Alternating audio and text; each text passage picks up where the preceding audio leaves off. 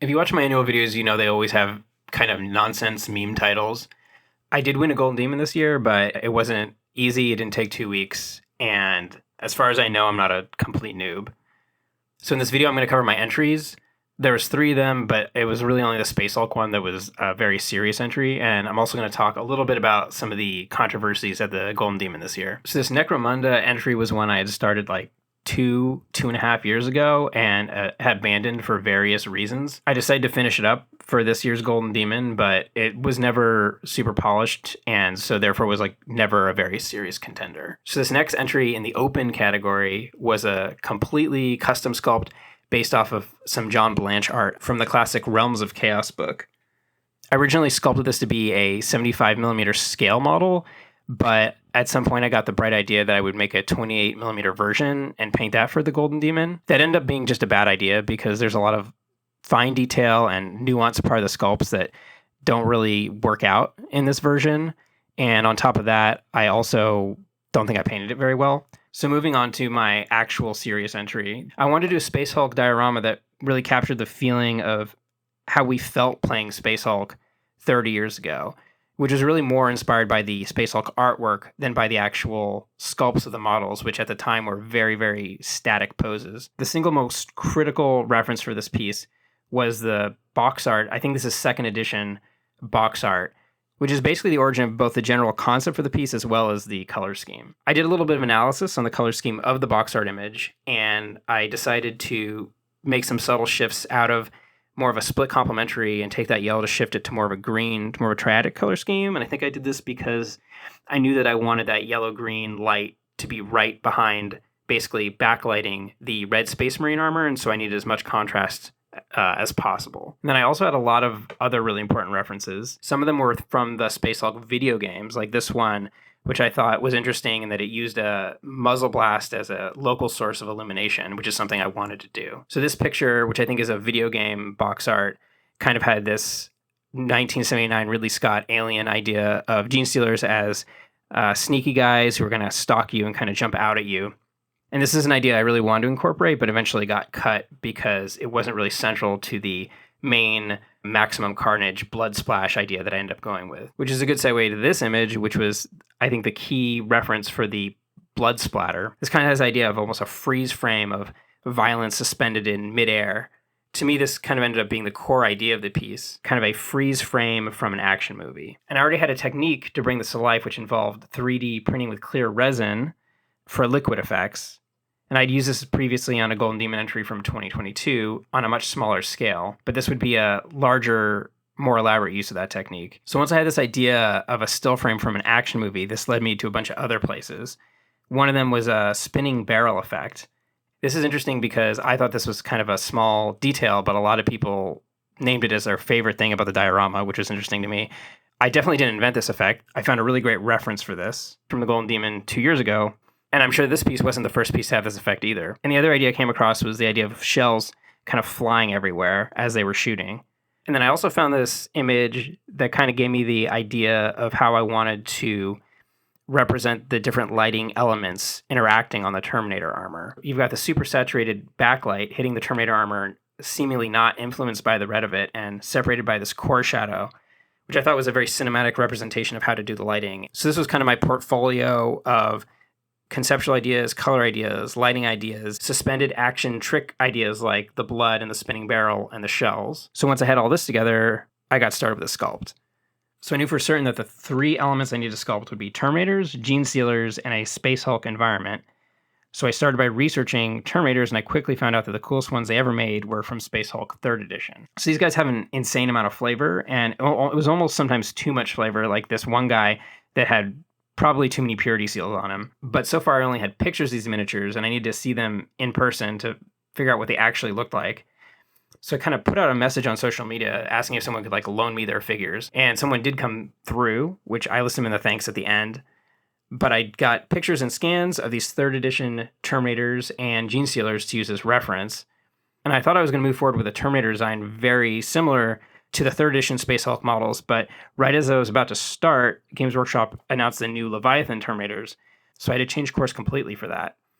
So I eventually decided to do kind of a hybrid that I was going to do Leviathan armor, but use a lot of the flavor ideas from the 3rd edition Space Hulk guys. But I did want to be a little more restrained with the flavor, because you get the sense from these Space Hulk guys that they have so much stuff on them that they could just be walking around on a Space Hulk and get some of it snagged on a pipe or something and trip and fall. It's not very realistic, and I did think that this piece had to be grounded in some amount of realism. So I built up a lot of reference for doors, floor plates, stuff like that. There's also the problem of the tube, because everything in Space Hulk takes place in these kind of cylindrical corridors, but I couldn't encapsulate the scene too much in a covered corridor because that would block the natural light and prevent you from actually seeing the scene.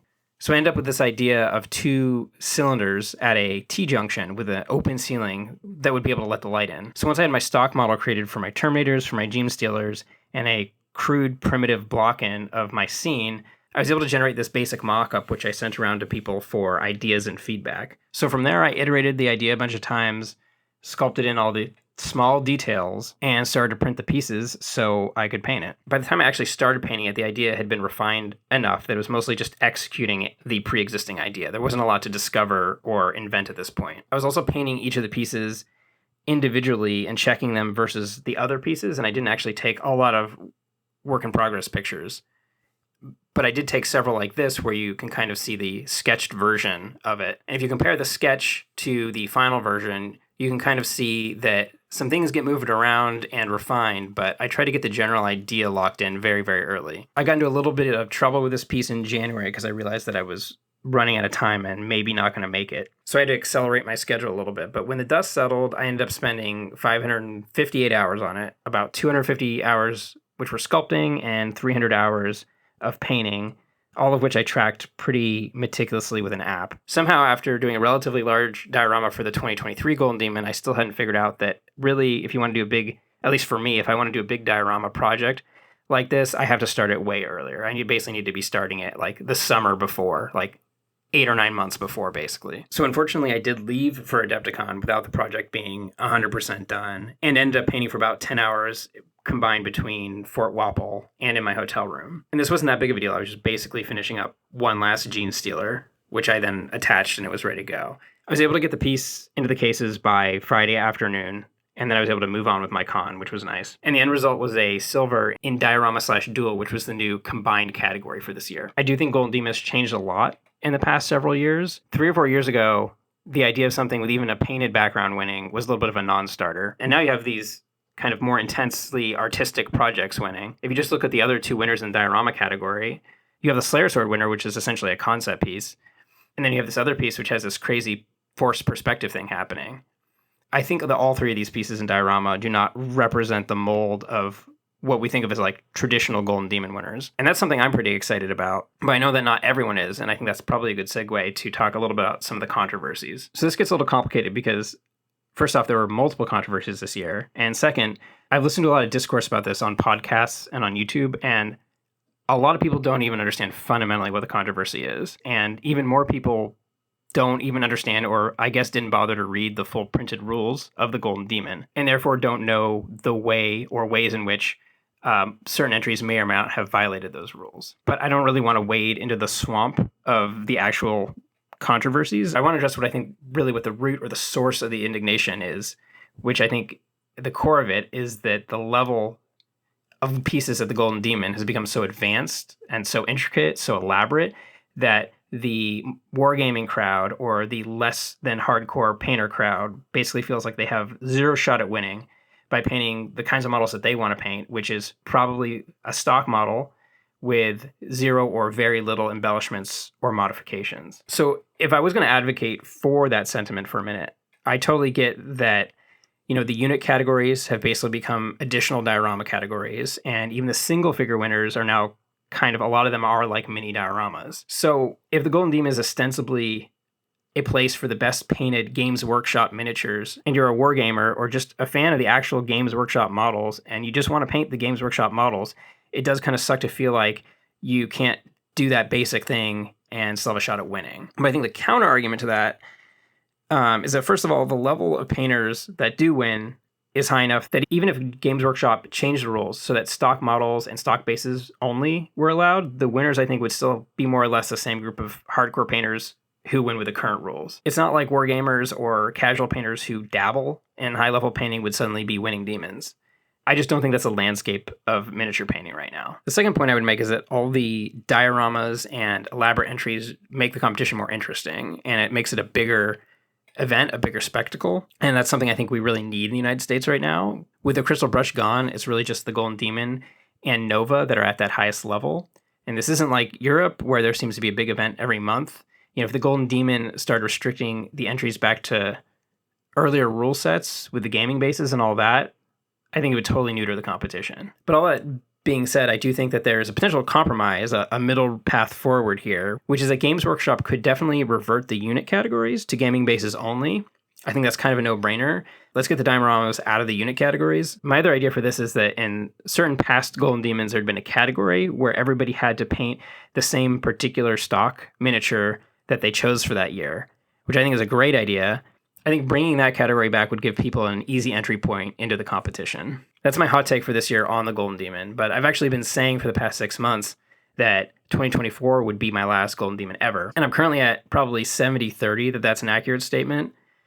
I do have at least one more cool diorama idea involving Gazgul Thraka and some Snotlings, but I'm not even clear if Golden Demon 2025 is happening, and so I'm hesitant to even consider starting on that project, but that obviously runs contradictory to what I said about needing to start early, so I'm just not really sure where I'm at with this right now. Another development on my end is that a lot of people for years have been reaching out to me for advice on their minis, which I'm happy to give, but sometimes I want to be able to do extreme deep dives.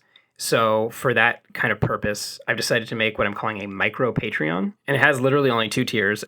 A $0 tier, which is for more deep dive quarterly updates from me, and a $40 feedback tier where you send me pictures of your mini and I will go deep on some analysis in a video form, possibly with Photoshop paintovers and things like that. And I'm starting that off with only 2 available slots for that tier because I want to start it very, very small. And I guess depending on how it goes and level of interest, I could potentially expand it to 3 or maybe 4 slots in the future.